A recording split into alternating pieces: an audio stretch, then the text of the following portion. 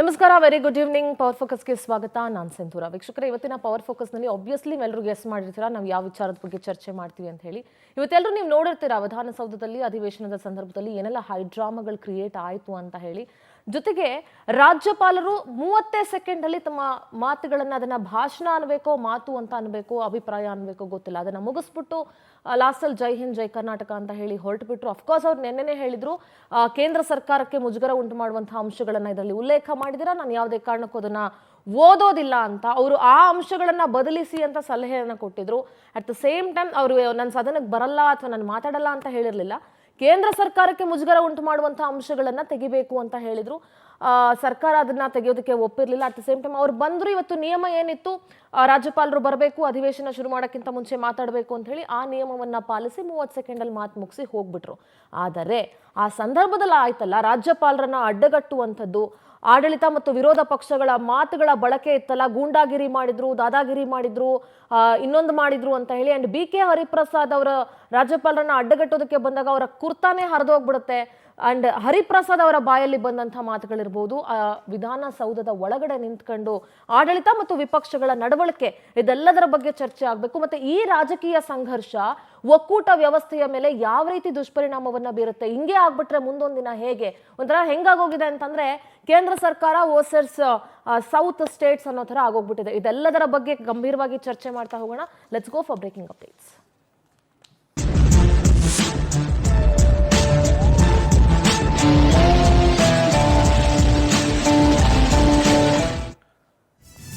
ರಾಜಕೀಯ ಸಂಘರ್ಷ, governor versus government ಹೈಡ್ರಾಮಾನೇ create ಆಯಿತು. ಜಟಾಪಟಿಗೆ ನಾಂದಿ ಹಾಡ್ತು ರಾಜ್ಯ ಸರ್ಕಾರ ಕರೆದಂತಹ ವಿಶೇಷ ಅಧಿವೇಶನ. ಸರ್ಕಾರ ಭಾಷಣವನ್ನ ಓದದೆ ಗವರ್ನರ್ ತಾವರ್ ಚಂದ್ ಗೆಹ್ಲೋಟ್ ಹಾಗೆ ನಿರ್ಗಮಿಸ್ಬಿಟ್ರು. ಸರ್ಕಾರ ಏನು ಭಾಷಣವನ್ನ ಬರ್ಕೊಟ್ಟಿತ್ತು ಅದನ್ನ ಓದ್ಲಿಲ್ಲ ಅವರು. ಜಸ್ಟ್ 30 ಸೆಕೆಂಡ್ನಲ್ಲೇ ಭಾಷಣವನ್ನ ಮುಗಿಸ್ಬಿಟ್ರು ರಾಜ್ಯಪಾಲ ಗೆಹ್ಲೋಟ್ ಅವರು. ಅಧಿವೇಶನಕ್ಕೆ ಚಾಲನೆ ನೀಡುವ ಮಟ್ಟಿಗೆ ಮಾತ್ರ ಈ ಭಾಷಣ ಸೀಮಿತವಾಗಿತ್ತು.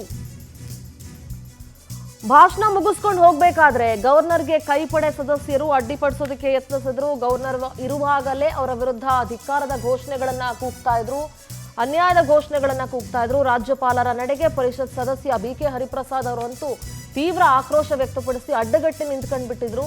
ನೀವು ಕರ್ನಾಟಕಕ್ಕೆ ಅವಮಾನ ಮಾಡಬೇಡಿ, ನೀವು ಓದ್ಬಿಟ್ಟೇ ಹೋಗ್ಬೇಕು ಅಂತ ಅಡ್ಡ ಹಾಕಿದ್ರು. ಆ ದೃಶ್ಯಗಳನ್ನ ನೀವೀಗ ಸ್ಪಷ್ಟವಾಗಿ ಗಮನಿಸಬಹುದು. BK ಹರಿಪ್ರಸಾದ್, ಶರತ್ ಬಚ್ಚೇಗೌಡರು ಇರ್ಬೋದು ಅಥವಾ ಬಾಲಕೃಷ್ಣ ಅವ್ರು ಇರ್ಬೋದು, ಅವ್ರು ಎಲ್ಲರೂ ಕೂಡ ಅವರನ್ನ ಅಡ್ಡಗಟ್ಟುವಂತ ಪ್ರಯತ್ನ ಮಾಡಿದ್ರು. ಅದರಲ್ಲೂ BK ಹರಿಪ್ರಸಾದ್ ಅವರು ಎದುರುಗಡೆನೆ ನಿಂತ್ಕೊಂಡ್ ಬಿಟ್ಟಿದ್ರು. ಆ ದೃಶ್ಯವನ್ನ ನೀವು ನೋಡ್ಬೋದು. ಈ ಹಗ್ಗ ಜಗ್ಗಾಟದಲ್ಲಿ ಅವರ ಕುರ್ತಾ ಕೂಡ ಹರಿದೋಯ್ತು. ಅದನ್ನ ಬಿಜೆಪಿಗರು ಹಿಂದೆಯಿಂದ ಬಂದು ಹರಿದಿದ್ದಾರೆ ಅಂತಾನೂ ಅವರು ಸ್ಟೇಟ್ಮೆಂಟ್ ಅನ್ನ ಮಾಡಿದ್ರು. ಆ ದೃಶ್ಯಗಳನ್ನು ಒಂದ್ಸಲಿ ನೋಡ್ಬೋದು.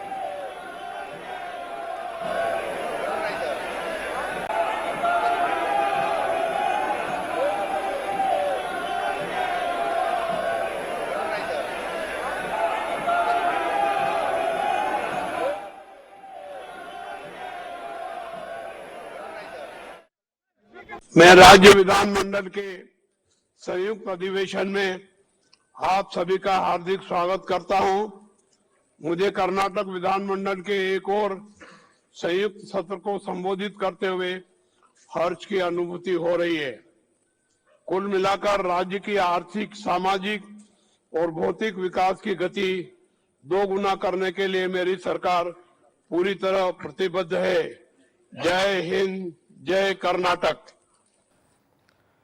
ಇನ್ನು ರಾಜ್ಯಪಾಲರು 30 ಸೆಕೆಂಡ್ ಅಲ್ಲಿ ತಮ್ಮ ಮಾತುಗಳನ್ನ ಮುಗಿಸಿ ಹೊರಟ ನಂತರ ಸಿಎಂ ಸಿದ್ದರಾಮಯ್ಯ ಅವರು ತೀವ್ರ ಅಸಮಾಧಾನ ವ್ಯಕ್ತಪಡಿಸಿದ್ರು. ಸುಪ್ರೀಂ ಕೋರ್ಟ್ ಅಲ್ಲಿ ದಾವೆ ಹೂಡಬಹುದಾ ಏನು ಎತ್ತ ಅನ್ನೋದ್ರ ಬಗ್ಗೆ ನಾನು ಚರ್ಚೆ ಮಾಡ್ತೀನಿ ಅಂತಾನೂ ಹೇಳಿದ್ರು. ಮುಖ್ಯಮಂತ್ರಿಗಳು ಏನೆಲ್ಲ ಮಾತನಾಡಿದ್ರು ಅದ್ರ ಬಗ್ಗೆ ಒಂದು ಬ್ರೇಕಿಂಗ್ ಅಪ್ಡೇಟ್ ಇದೆ. Let's go for breaking updates. ಹಾಗೆ ಮುಖ್ಯಮಂತ್ರಿಗಳು ಕೂಡ ಮಾತಾಡಿದ್ದಾರೆ, ಕೇಳಿಸ್ಕೊಂಡು ಬನ್ನಿ. ತಯಾರು ಮಾಡಿದಂತ ಭಾಷಣವನ್ನ ಓದ್ದೇನೆ, ಅವರೇ ತಯಾರು ಮಾಡಿದಂತ ಒಂದು ಪ್ಯಾರಾ ಭಾಷಣವನ್ನ ಓದಿ ಸಂವಿಧಾನದ ವಿಧಿಗಳಿಗೆ ವಿರೋಧ ಮಾಡಿದ್ದಾರೆ, ಉಲ್ಲಂಘನೆ ಮಾಡಿದ್ದಾರೆ. 176, 163 it's very very clear. Shall ರಾಜ್ಯ ERC shall read the speech prepared by the cabinet of the government. ಇದು ಇರ್ತಕ್ಕಂಥ ವಾಸ್ತವ ಪರಿಸ್ಥಿತಿ. ಇದು ಸಂವಿಧಾನದ ಉಲ್ಲಂಘನೆ ಆಗಿದೆ.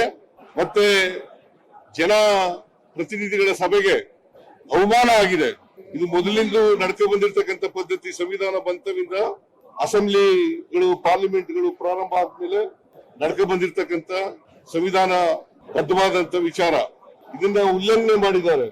ಇದನ್ನ ನಮ್ಮ ಸರ್ಕಾರ ಪ್ರತಿಭಟನೆ ಮಾಡ್ತದೆ, ನಮ್ಮ ಪಕ್ಷ ಪ್ರತಿಭಟನೆ ಮಾಡ್ತದೆ. ಕೇಂದ್ರ ಸರ್ಕಾರ ತೀರ್ಮಾನ ಮಾಡಬೇಕು. ಕೇಂದ್ರ ಸರ್ಕಾರ ಎಲ್ಲಿ ಕೆಲಸ ಮಾಡಬೇಕು ಅಂತಂದ್ರೆ ಅಲ್ಲಿ ಮಾಡಬೇಕು. ಅವರು ತೀರ್ಮಾನ ಮಾಡ್ತಾರೆ ಎಲ್ಲಿ ಕೆಲಸ ಮಾಡಬೇಕು ಅನ್ನೋದನ್ನ ತೀರ್ಮಾನ ಮಾಡ್ತಾರೆ. ಆಮೇಲೆ 365 ದಿನಗಳು ಯಾವಾಗ ಕೆಲಸ ಕೇಳಿದ್ರು ಕೊಡಬಹುದಾಗಿತ್ತು, ಯಾವಾಗ ಕೆಲಸ ಕೇಳಿದ್ರು ಕೂಡ ಕೊಡಬೇಕಾಗಿತ್ತು. ಅದು ಸರ್ಕಾರದ ಕರ್ತವ್ಯ.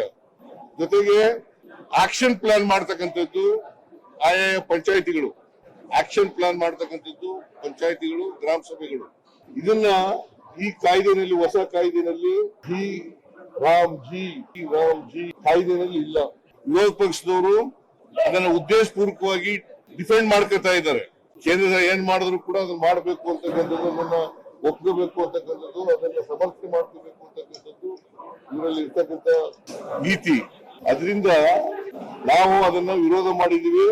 ಅದನ್ನ ಕ್ಯಾಬಿನೆಟ್ ರಾಜ್ಯಪಾಲರ ಭಾಷಣದಲ್ಲಿ ಸೇರಿಸಿತ್ತು. ನಮ್ಮ ಉದ್ದೇಶ ಏನಪ್ಪಾ ಅಂತಂದ್ರೆ ಮನ್ರೇಗಾವನ್ನ ಮರುಸ್ಥಾಪನೆ ಮಾಡಬೇಕು. ಈಗ ತಂದಿರ್ತಕ್ಕಂಥ ಹೊಸ ಕಾಯ್ದೆಯನ್ನ ರದ್ದು ಮಾಡಬೇಕು. ನಮ್ಮ ಪಕ್ಷದಲ್ಲಿ ಮತ್ತು ಸರ್ಕಾರದಲ್ಲಿ ತೀರ್ಮಾನ ಮಾಡಿದ್ದೀವಿ. ಮನ್ರೇಗಾವನ್ನ ಮತ್ತೆ ಪುನರ್ಸ್ಥಾಪನೆ ಮಾಡೋವರೆಗೆ ಹೋರಾಟ ನಿರಂತರವಾಗಿ ನಡೀತದೆ.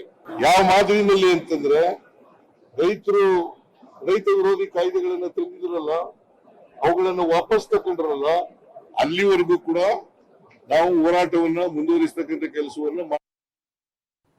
ಇನ್ನು ರಾಜ್ಯಪಾಲರು ಅರ್ಧಂಬರ್ಧ ಭಾಷಣ ಮಾಡಿ ಹೊರಟಿದ್ದಕ್ಕೆ ಕಾಂಗ್ರೆಸ್ ನಾಯಕರು ಕೂಡ ಕೆಂಡ ಕಾರಿದ್ರು. ಏನೇನ್ ಹೇಳಿದ್ರು ಅನ್ನೋದ್ರ ಜೊತೆಗೆ ಇನ್ನು ಬಿಜೆಪಿ ನಾಯಕರು ಕೂಡ ವಾಗ್ದಾಳಿಯನ್ನ ನಡೆಸಿದ್ರು. ರಾಜ್ಯಪಾಲರ ಮೇಲೆ ಕಾಂಗ್ರೆಸ್ನ ನಾಯಕರು ಒಂದು ಅಡ್ಡಪಡಿಸಿದ್ದಕ್ಕಾಗ್ಲಿ ಮತ್ತೊಂದು ವಿಚಾರಕ್ಕಾಗ್ಲಿ ಎರಡೂ ಪಕ್ಷದವರು ಈ ವಿಚಾರವಾಗಿ ಏನೆಲ್ಲ ಮಾತಾಡಿದ್ದಾರೆ ಕೇಳಿಸ್ಕೊಂಬರೋಣ. ಪೂರ್ಣವಾಗಿರ್ತಕ್ಕಂಥ ಭಾಷಣದ ಪಾಠ ಓದಬೇಕಾಗಿತ್ತು, ಅದನ್ನು ಓದಲಿಲ್ಲ. ಸಂವಿಧಾನಕ್ಕೆ ಅಪಚಾರ ಮಾಡಿದ್ದಾರೆ.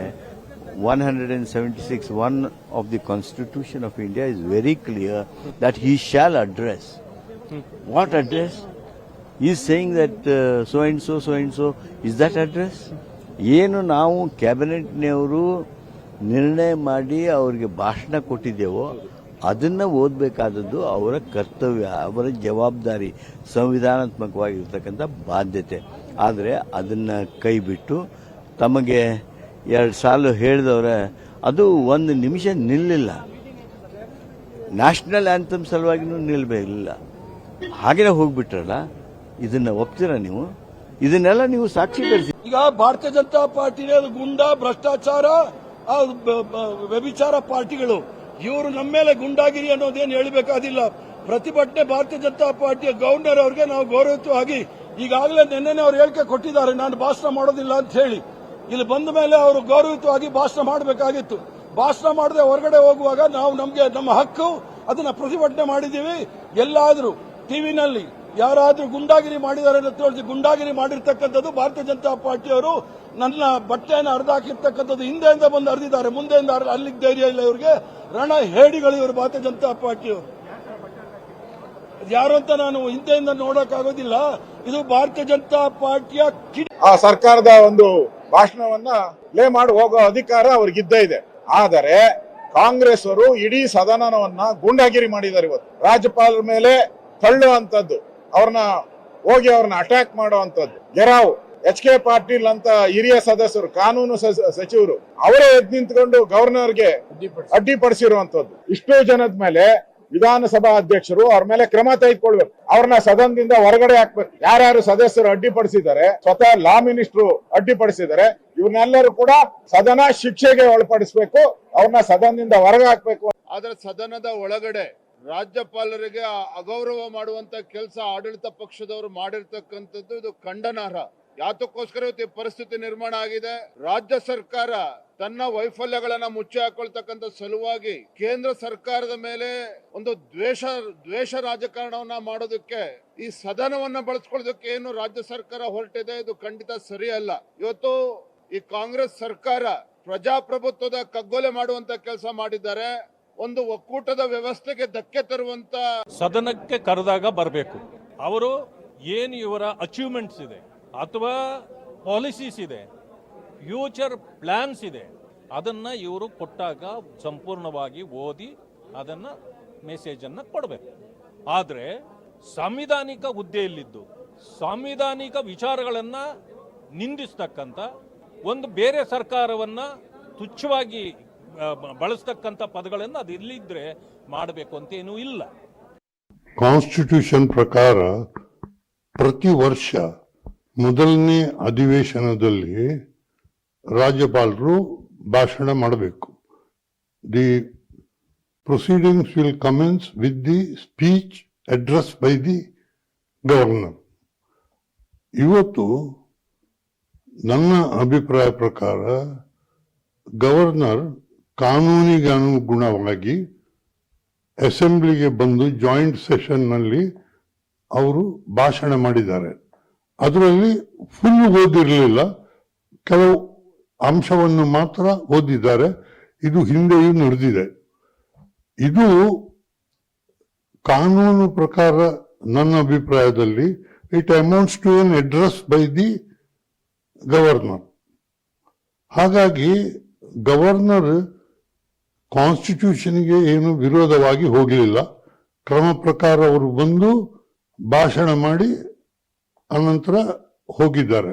ಬಟ್ ನನ್ನ ಅಭಿಪ್ರಾಯ ಪ್ರಕಾರ ಗವರ್ನರ್ ನಡವಳಿಕೆಯಲ್ಲಿ ಏನೂ ತಪ್ಪಾಗಲಿಲ್ಲ.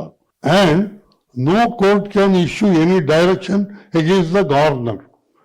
ಸುಪ್ರೀಂ ಕೋರ್ಟ್ ಆಗಲಿ ಹೈಕೋರ್ಟ್ ಆಗಲಿ ಯಾವುದೇ ಒಂದು ರಿಟ್ ಪಿಟಿಷನ್ ಅಲ್ಲಿ